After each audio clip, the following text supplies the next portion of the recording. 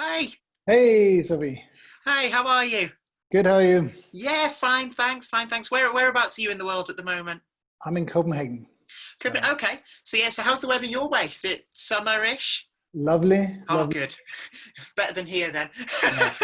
As unfortunately we spend it inside as always, but yeah, That's true, but it's still nice to have the sun coming in through the windows. And absolutely, and at least absolutely. we can do this and still connect even with the sun. It's like, Yeah. well, it's not quite the same as being on a beach, but it's about the best we can come up with at the moment. No, and I think these conferences you guys are hosting are working really well. And I mean, it's not a replacement for having a beer with good colleagues you see and travel the world. I love that as well. But now that we are where we are, I think this is working really well. Yeah, we've got to make the most of what we've got at the moment, haven't we? Absolutely, Yeah, absolutely. so I know we're a little bit earlier, but I think we'll let you get started. It means that we've got the time so that you can share your screen and Yeah. everything else like that. So I'll stay on Yes. until that's there and make sure everything's ready. In the meantime, while you're setting that up, I'll let everyone know that, of course, we've got the chat function where you can continue to talk about the talk and interact and everything, and we've got the Q&A section as well. So definitely throw in your questions because I'll be coming back as always at the end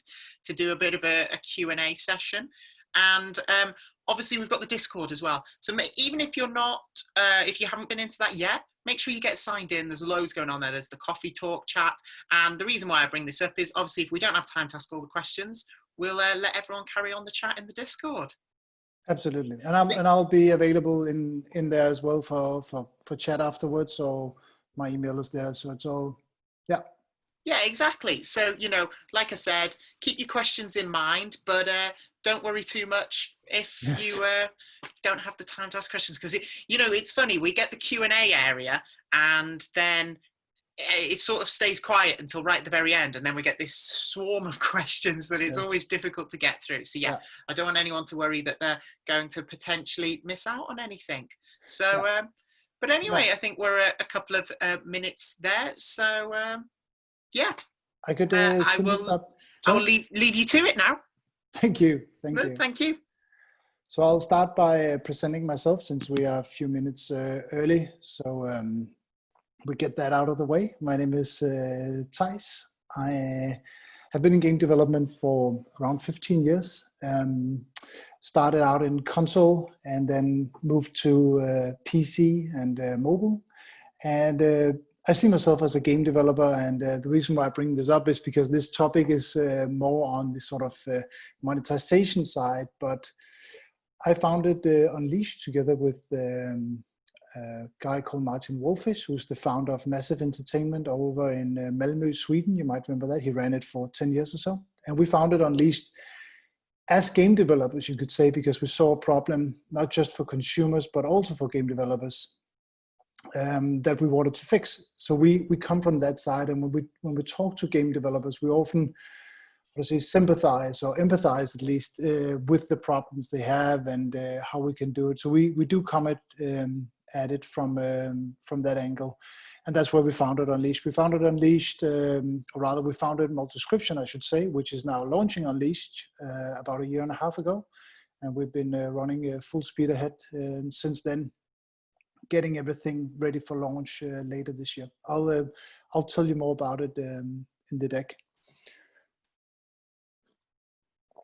So I think we're ready to start. So without further ado, I'll kick it off, because we do start by going back in time a bit. Once upon a time, back to when 2007, when the iPhone was introduced. That sort of I know gaming goes way beyond that, but that's sort of where we start our little story of monetization. Because when the iPhone was launched, it quickly became these $1 games that were sort of the way to monetize. We call it the age of premium, and you remember all these wonderful, wonderful games you see here. But a few years after, this new trend came, and I think we all, we all remember the days when we went to the same conferences as today, and we all talked about how you had to do free to play and how premium sort of was going away, etc. And we learned about how to do free to play. And it's quite interesting that Subway Surfers and Clash of Clans and Candy Crush, they all came out in 2012, and they're still, if not top 3 grossing anymore, it's at least top 5. And now we're seeing a new change, a new shift in monetization to subscription.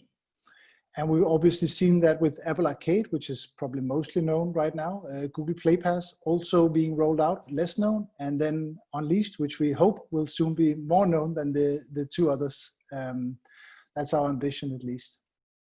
One thing that's different, though, between now and before is that while premium has more or less gone away, we don't see free-to-play going away. We see that this new world will be a combination of business models. So we don't think that it's no longer be in-app purchase. Rather, we see this as the Trinity, as we call it, of mobile monetization. And we think that the most successful games will be using these 3 pillars to create their monetization. Again, as with everything in this talk, it's all going to be sort of broad strokes. So yeah, you can find a successful premium game, but we think that as a business model is gone now. And you can of course find a game that works without in-app purchase or without ads, but it's sort of the general terms of it. So maybe I should start out by telling a little bit more about why I'm sort of speaking so boldly about this and what it is we're doing and where we come from. Unleashed is a cross-publisher subscription. It's integrated into each game via the SDK, and signing up in one game means getting benefits in all the games. Since it's free games we're focusing on, we do have premium games, we focus on free to play. What do you get? Like, would you get free games for free? Obviously not. What you get is the kind of benefits that you would otherwise get in the games. But you get that as part of the subscription now, and you get it by signing up in one game, you get in all the other games in our network as well. So we, as I said, we're integrated into the live games. This means that we are meeting the players where they already are in the games they're already playing. This makes it very convenient for people because you don't have to think about another game that they're not playing right now. So, oh, what do I get in this very game? Oh, I need more lives, or I need more of this. I want this really cool gun, or whatever it is. So you get this pop-up basically showing you what kind of benefits you get. So the game developer decides that, and then you sign up for the trial. What we have then is we have the Unleashed app. This is not a streaming. We're not a distribution platform either. It's simply a sort of a service app to tell you which other games are in the service and to sign up for the subscription eventually. The trial and all that you sign up for in the game. So the reason why publishers are joining us is because they get to be part of a large subscription network that they would otherwise not be able to offer themselves. So most games can offer ads. Most games, except for the most hyper of hyper casuals, can offer in-app purchases.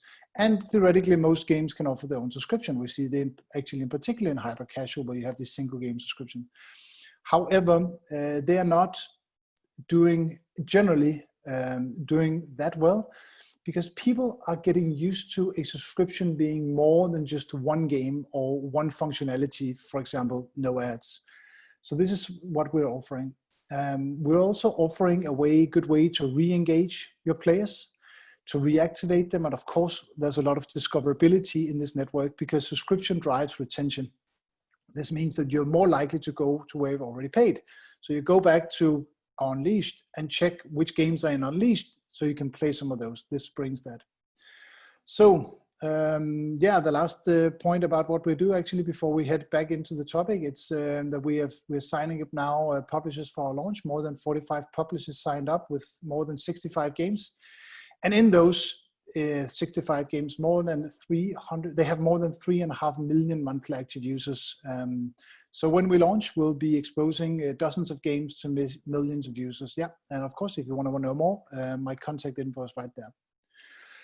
So going back, obviously, to the topic of the Trinity of mobile monetization, we are then providing the subscription. The way Unleashed works is that you are still allowed to show rewarded video and have in-app purchases. We actually encourage both of it. We think that this is a good combination for you to have, whether it's your own subscription or our subscription. I should say that this goes for both of them. It's a good way to offer both. I often hear that companies talk about, oh, they have maybe 5% conversion and they have 95% non-payers. And I always say, I bet these people, they're paying for something at some point in their lives. They're just not paying for what you're offering them. So maybe if you offer them something they're comfortable with, if you only have ads, maybe it's in-app purchase. If you only have in-app purchase, maybe it's a subscription, etc., etc. What is it that they normally use outside of your game? And what we also see is that typically people are quote unquote whales in one game, but then they would play several games where they don't pay. So it's not that people as subjects are whales, it's that in a particular game they invest a lot, and then in other games they do not invest at all. So I'll go through each of them and talk a bit about them and how they work. Starting off by talking about ads, and I'm going to say straight off the bat, I know very little about ads. Luckily, in this track and in some of the other tracks as well, there's lots of expertise about ads. This is one of the great things about ads, is that you have so many places to go and you have so many easily accessible tools to help you set up your ads. One thing I'll say though that we have seen is that there's relatively high tolerance towards ads. They are not as ill-perceived as people might think, especially when you're a game developer. And that's what I said in the beginning, knowing this as a being game developer myself, I see that it always pains you to put in an ad in your beautiful game, but actually people, they don't really care that much if it's a rewarded video ad. And I have this example to show that this was just one review from one game I was stumbling upon when I was researching in the Google Play Store, and I could have found 100 like these. But it's quite interesting to see, and this is something that publishers tell us as well, is that people really like rewarded video ads. It seems like a fair deal. It seems like you go in, you watch something, and then you get a reward back. You are doing something and you get something back. People don't like the kind of ads that forces you into a bad experiences. This could be, watch this ad for 20 seconds before you can progress, but you don't get any immediate rewards. Of course, we understand that the reward you get is being able to progress. We understand that. But when you're a player, you don't feel rewarded. You don't feel that getting access to that next level and just sitting and waiting is really your reward. So what we really recommend, and again, this goes for any kind of setup you have, is that make sure that if you have a subscription service in your game, that you still have rewarded video, you keep it voluntary, and you make sure that it's the players that initiate the ads. Yeah, we actually had some publishers tell us that they took out rewarded video and then the reviews dropped because people said, you took away my free stuff, please give it back. Yeah.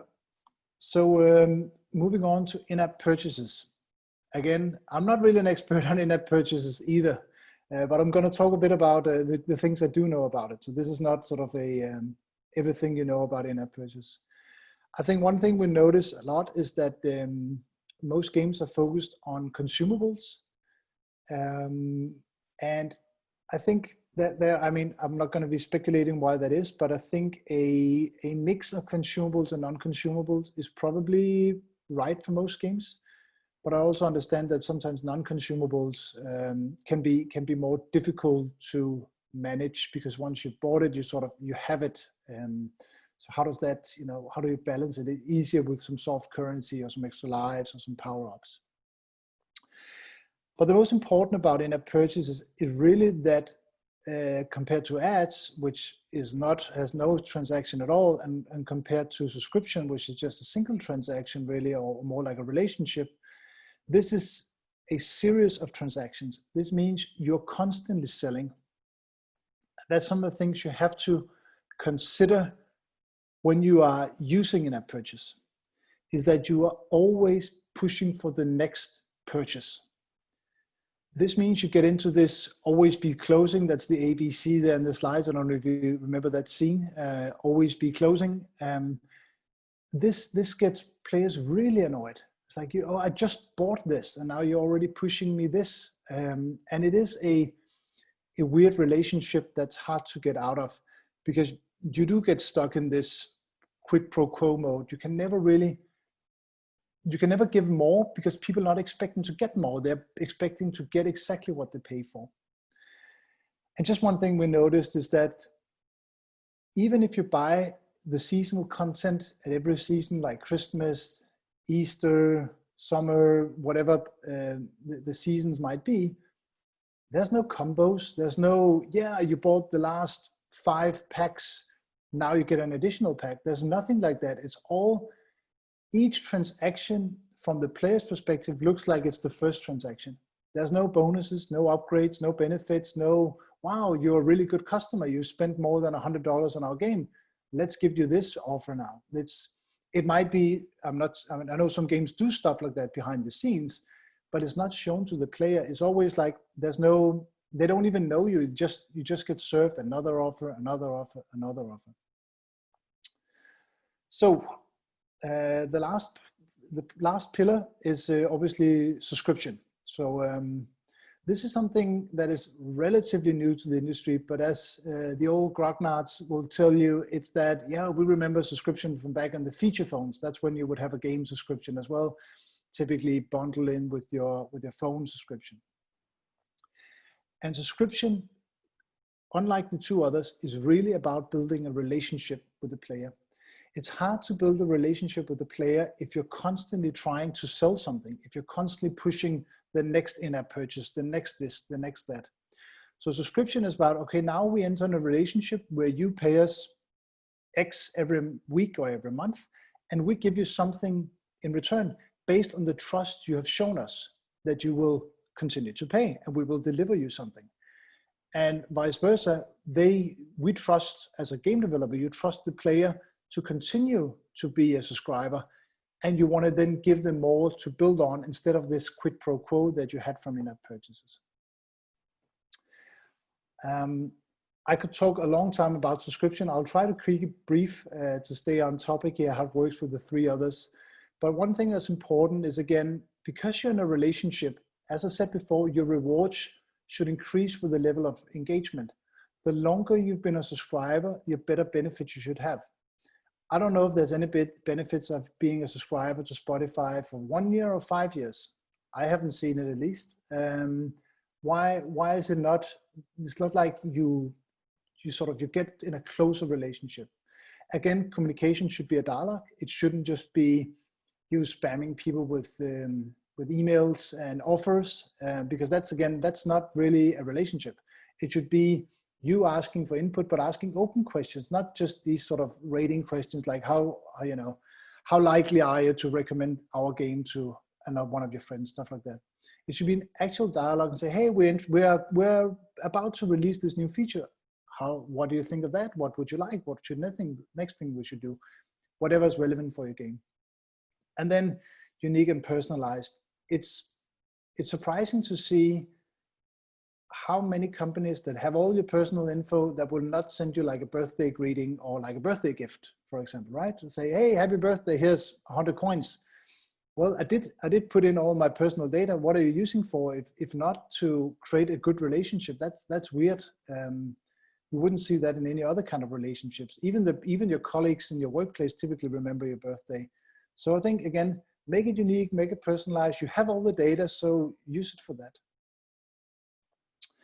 Yeah, when I said I could talk a lot about this, I wasn't lying. I have talked a lot about it in this very format with Pocket Gamer in Helsinki. I talked about kind of how you can integrate it, subscription.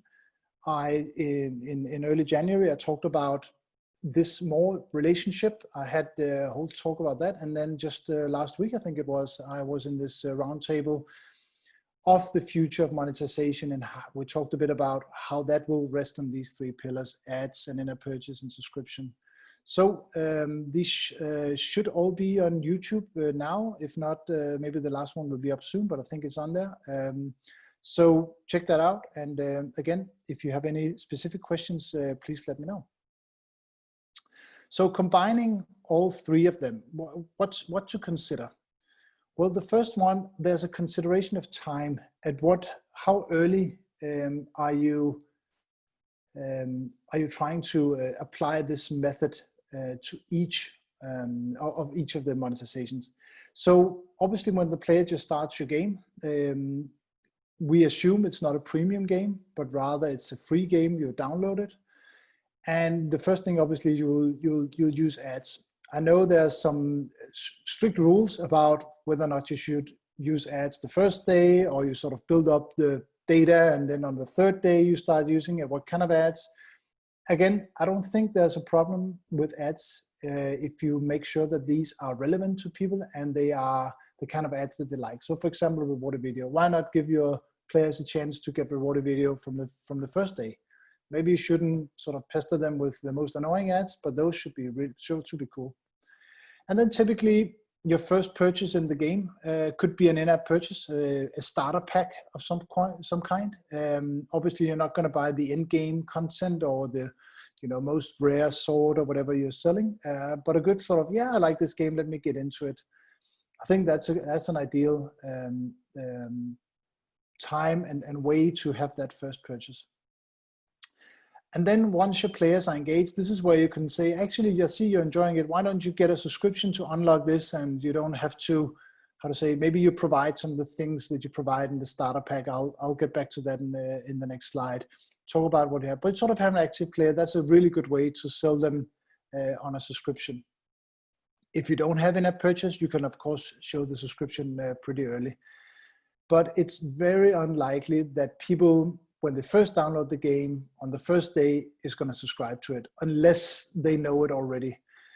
We do see some games that do sell subscriptions on the first day, but that's typically where people just sign up to get a free trial and then they forget to cancel. That's not really how we see it. Again, we're thinking about relationships. We're thinking about the long term here, the long game. So we don't really support that kind of method.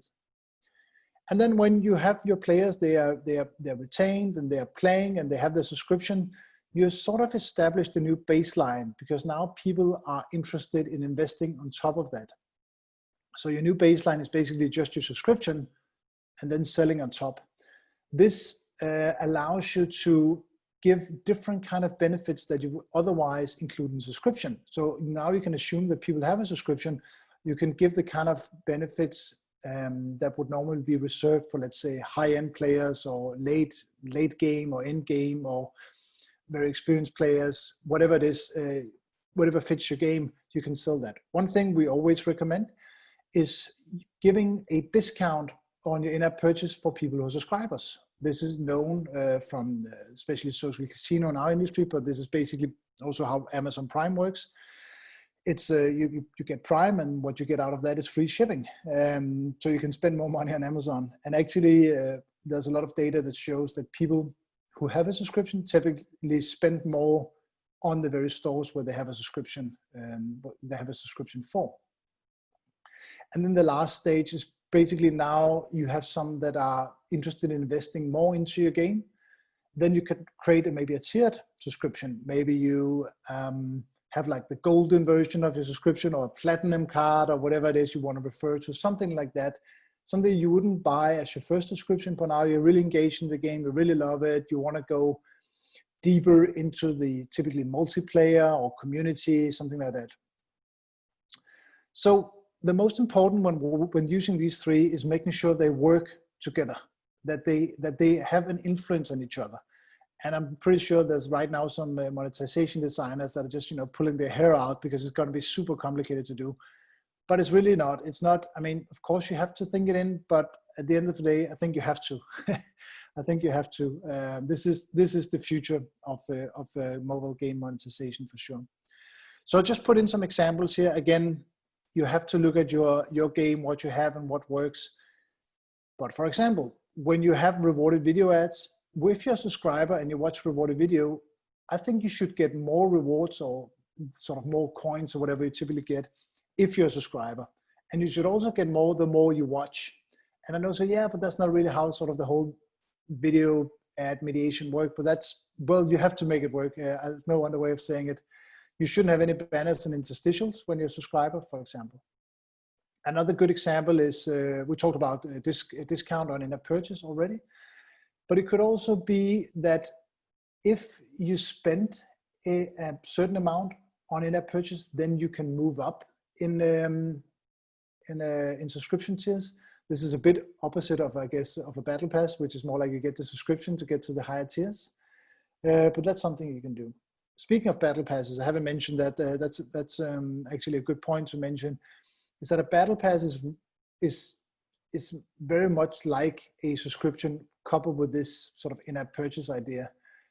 So we think that battle passes are simply, they function a lot like a subscription. So if you have a game with a battle pass, think of it as a subscription, and maybe you have a subscription to get the sort of renewed battle pass, or whichever way you do it, or puzzle passes, or whatever they're called in the different games.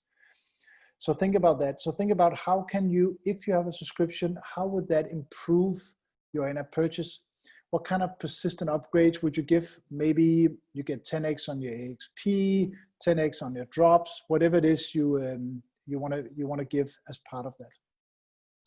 The most important asset is that they have to influence each other. You have to get a benefit as a subscriber, and you have to give the same kind of rewards as you would otherwise give your other players. So I'm a subscriber to Spotify and have been for many years. And every summer it sort of pisses me off when Spotify runs another campaign. Hey, summer of Spotify, get 3 months for free. I'm like, why am I not getting 3 months for free? Because I've been paying to you for 5 years. You only give that to people who you have no relationship with. You should give that to me and to them. So that kind of thinking as well. Or if I spend a lot on a game, I should get rewarded, sort of like frequent flyer points, or that you would know for that. The more you spend, the higher tier you get, sort of the platinum card. So anyways, that was a bit about how they work together. So to wrap up this, and I want to say, definitely ping me, Discord, email, whatever, so we can go into more detail on it. But make sure you use all three. Make sure you offer something for every player in your game. So every player should have a way to engage with you and your monetization. And make sure that the three pillars sort of support each other. Well, thank you for your time.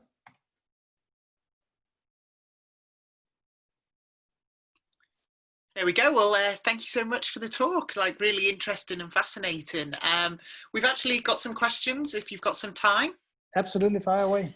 Yeah, so one of the first, we'll go through all of them, but one of the first questions is, does your SDK, I'm paraphrasing it because it's a bit long, but does your SDK only support Unity? Someone's wondering that it seems as though it only supports Unity, and if so, if there's a reasoning behind that? It supports Unity, Unreal, and Native. There we go. So there we go. That helps clarify that. But some of the other ones is, someone else has put, what do you think about other subscription services in the market? For example, Apple Arcade and Game Club. I think both of them are great. I think both of them you can find some really fun and interesting games on. I think Game Club is obviously focused on a very, I think, quite small segment, which is sort of these like old retro mobile games. And yeah, we are that old. It's already old and retro games on mobile. And I think Apple Arcade is great. I think Apple Arcade is obviously the biggest right now, but I think they're touching only a small part of the market by going for premium games only. I think this leaves like 95 or 90% of all the revenue is on free to play. And I think there are probably many reasons why Apple is doing this. Sort of they're heavily curating which games they want on their platform. And I'm not sure that they give the same kind of benefits to the developers and publishers as someone like us or other services would do. We are here not to sell hardware. We are here to create a subscription service that helps developers and gives good benefits to the players. Yeah. Yeah, so I mean, it seems like your platform is popular amongst our audience. So someone's wondering, is asking about Game Maker Studio and whether you support or will be supporting that or anything like that. It's not something we support now, but I'll note it down for basically because none of our publishers are using it. So I'll note that down. There's a few other technologies like that out there that we're considering supporting, but we simply just haven't had the request yet. So far, Unity, Unreal, and Native has covered all of them. Yeah. Here's actually, so I was going to ask my question, but I should adhere to our audience first, and someone's put in a question. Chong Lee has asked, so transition traditional loyalty rewards you would get from face-to-face interaction and try to, sorry, I'm just going to work this out to make it shorter for you. So transition traditional loyalty rewards you would get from face-to-face interaction and long-term pays for the subscription, that sort of aspect. Is that something that most digital monetization lacks? For example, offering long-time Spotify discount subscriber. And actually, that links into one of the questions I was going to ask is, do you think there's a better way to manage long-term loyalty rather than just attracting new customers? I think so. I think there's done, first of all, I think people are thinking too specifically about what they can offer only in the game as typically an in-game consumable. I think there's I think there's so much imagination, creativity, and all that in the industry that we could put that to work on some of that. And so what other kind of benefits could we really give? That requires us to look at the individual players and understanding the players. And I think it's a bit controversial to say, but I think we have been so obsessed with data recently. I mean, we for a long time, we didn't look at it, but I think now the pendulum is maybe swung a little bit too far, that we need to go back and look at people. I mean, it might be just a cohort in your data, but those are actual people with actual lives, with thoughts and ideas and motivations. What is it that they want? What is it they're interested in? Maybe you'll find there's a big overlap between your players and something completely different. Maybe maybe it's a certain type of women's magazines, or maybe it's something completely. What do they do outside of playing your game? And I think there we could do a lot more across. A lot more rewards across than we do today. We're very siloed. We're very, very siloed. And I think also, as I think the first question was about, you don't really build any loyalty with a company. You just become like a whale in the system. But that doesn't really give you any benefits. It's not like they would call you and ask how you're doing. It's not like you get faster support if you have a problem. It's not like they make sure everything works on your device. There's no benefit in building that. That's why we're focusing so much on the relationship aspect. Make sure you build a relationship with your player. Yeah, and someone else has asked, and I'll add a bit to it because I think it's interesting for someone I was thinking about is, will there be a Netflix for games? Do we need one? What about services like Stadia and solutions that are device agnostic? And I suppose the bit I'd add is, if they are, do you think they will have a considerable impact on how we monetize our games? Yeah, so I think the answer is, will there be a Netflix for games? Well, of course, Google is working on something called Hatch, which is owned by Rovio. That's also that's an Android streaming service. Again, brilliant tech. They are right now, I think they're focusing mostly on kids games now. I'm not sure. I think one of the cool things about games is that if you and I were to sit down and watch a movie, it would be 2.5 hours. And that's it. It's not like I could then watch 5 hours and you can watch an hour and a half. That's the movie is 2.5 hours. So I think that what we have with games, it's that there's so much flexibility to invest both time, but of course also money into your experience as much as you want, which Netflix doesn't give you. Everyone gets the same experience on Netflix. If you watch House of Cards, there's exactly the same number of episodes, and you couldn't pay all the money in the world to invest deeper into that experience. There's just nothing there. So I don't think a sort of all you can eat fixed, this is what you have. Like if you imagine, this is one of sort of, you could say this about Apple Arcade maybe, is that is close to Netflix for games. It's not streaming, but the rest is more or less there. It's premium games, so there's nothing more you can unlock. There's nothing more you can invest to. You just pay your $5 a month, and that's what you get. And I think we, as a games industry, we have so much more to offer. We have such a richer and deeper experience. And we have this where you can invest what you want and make it sort of relate to how invested you are into the game, down to from $0 to hundreds or even thousands of dollars. It's up to you. So I think that's something we should go for, and try to be unique and not try to copy the movie industry. Yeah. Okay. Well, that's really interesting. Yeah.